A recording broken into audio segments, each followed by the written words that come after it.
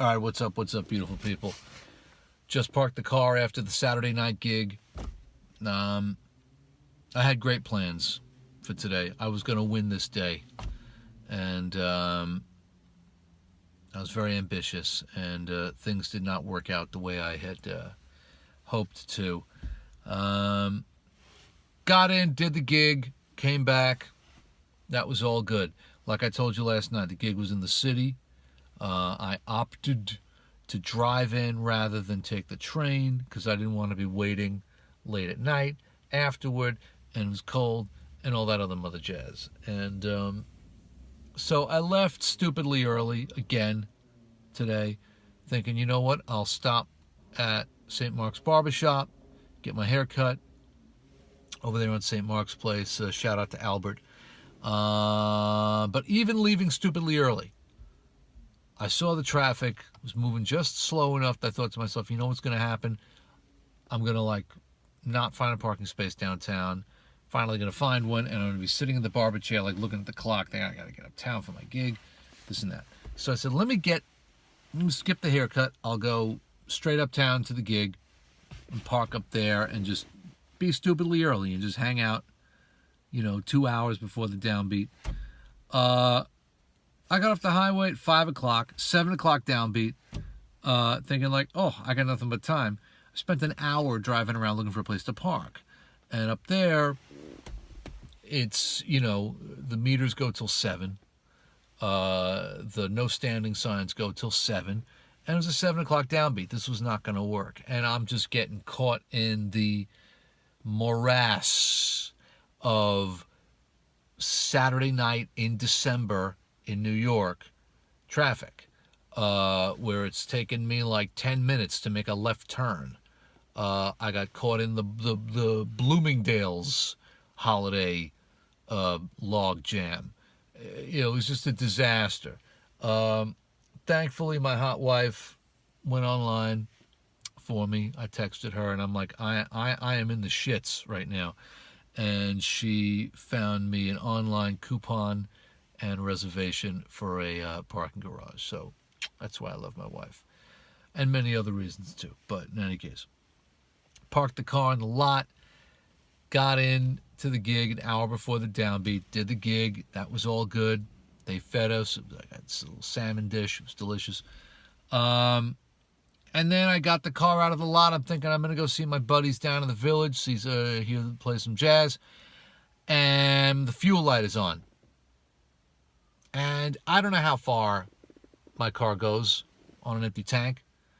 So I'm like, all right, I'll cruise in neutral down to the village, see some jazz, see my boys, cruise in neutral home.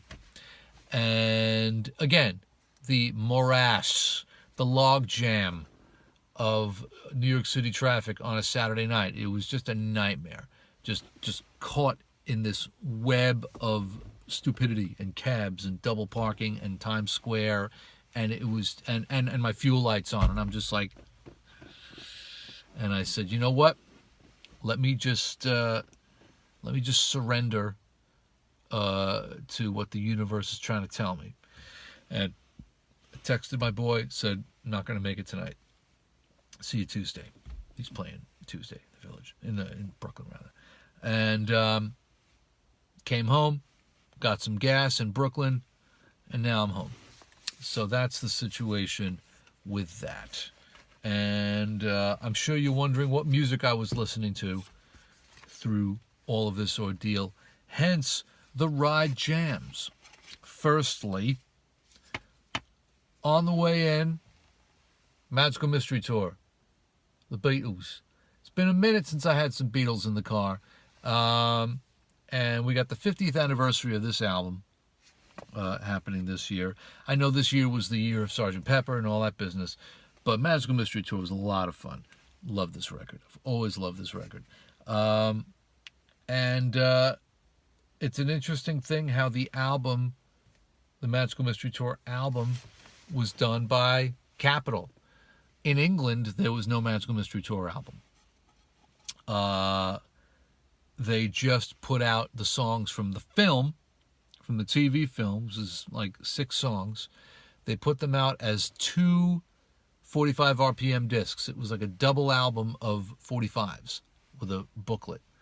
And as my friend Tommy Williams would say, only Brits would swallow that from a marketing perspective. So in America, they took a bunch of the singles that had been out around that time period. That would be Hello, Goodbye, Strawberry Fields, Penny Lane, Baby You're a Rich Man, All You Need Is Love, and gave it a side 2. And there you have it. Classic. And then when we ran out of that, we moved on to the Dukes of Stratosphere. I don't know if you're hip to this. The Dukes of Stratosphere were XTC's psychedelic alter ego. In the 80s, XTC did 2 albums. They did an EP and then a full-length album as the Dukes of Stratosphere. And it was an affectionate parody tribute to the psychedelic 60s. Which is interesting because at the time, the music that they were parodying was only like 20 years old, not even. And so it's interesting that the Dukes of Stratosphere music is older now than the music they were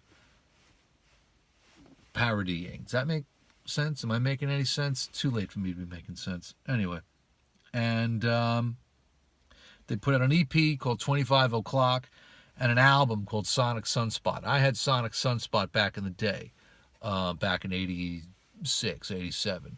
I loved it. Still do. And so both releases are on a CD called Chips from the Chocolate Fireball. If you're a fan of 60s pop, highly recommended. And then that finished me off into the city, all in the morass and the log jam of traffic. And then once things settled down a bit, got into some Gregory Porter. Be Good. I love this guy's voice, man. What a soulful set of pipes that guy has, and a great songwriter. Highly recommended as well. So that's the lesson. Sometimes you just gotta take the hint that the universe is like, you're trying to do too much. That never ends well. You know what I mean? It would have been great if I could have won the day, got the haircut, parked for the gig, saw some jazz, wasn't in the cards for today. So I just went in, entertained the people, and now I'm home. So tomorrow I'm driving to New Rochelle. We'll see how that works out.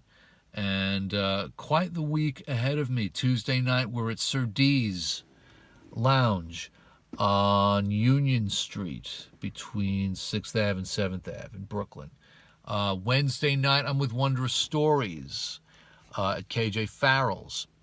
8 p.m. downbeat there at kjfarrells.com in Belmore. That's going to be cool because Steve Holly's going to be playing drums with us from Wings. He's a New York dude now, so that's going to be very cool. And then this Saturday, we are at the Space at Westbury with Wondrous Stories. We're doing a John Lennon tribute there. They are playing the Magical Mystery Tour album in its entirety, and then there's going to be a bunch of Lennon tunes going on in that show. And Steve Holly's going to be on with us, Denny Lane, Mark Hudson is going to be on that show, Gene Cornish from the Rascals is going to be sitting in on a few things, and Gary Von Sciak, I think is his name. He's the bassist from Elephant's Memory. It was John Lennon's band from the early 70s. A star-studded tribute to John Lennon and the Beatles.